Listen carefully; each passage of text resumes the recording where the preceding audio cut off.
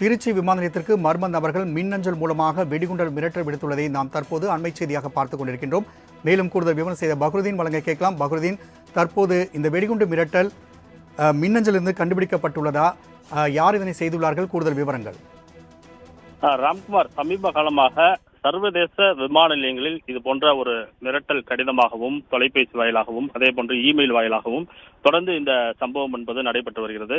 குறிப்பாக சென்னையில் கூட, சென்னை சர்வதேச விமான நிலையத்தில் கூட இந்த மிரட்டல் வந்தது. இதே போன்றுதான் தற்போது திருச்சி சர்வதேச விமான நிலையத்திற்கு இமெயில் மூலம் வெடிகுண்டு மிரட்டல் வந்ததாக தற்போது கூறப்படுகிறது.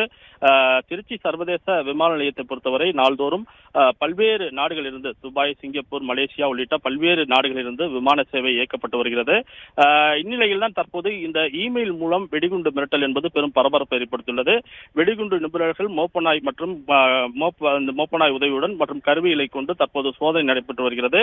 திருச்சி விமான நிலையத்தில் இன்று 4 இடங்களில் இந்த வெடிகுண்டு வெடிக்கும் என்று அந்த இமெயிலில் தெரிவிக்கப்பட்டதாக கூறப்படுகிறது. தொடர்ந்து சிஆர்பிஎஃப் வீரர்கள் மற்றும் பாதுகாப்பு துறை அதிகாரிகள் தொடர்ந்து அந்த பகுதியில் தற்போது சோதனை என்பது மேற்கொள்ளப்பட்டு வருகிறது. மேலும் அந்த பகுதி தற்போது 2 அடுக்கு பாதுகாப்பாக இருக்கிறது. தொடர்ந்து சோதனை என்பது நடைபெற்று வருகிறது. ராம்குமார்.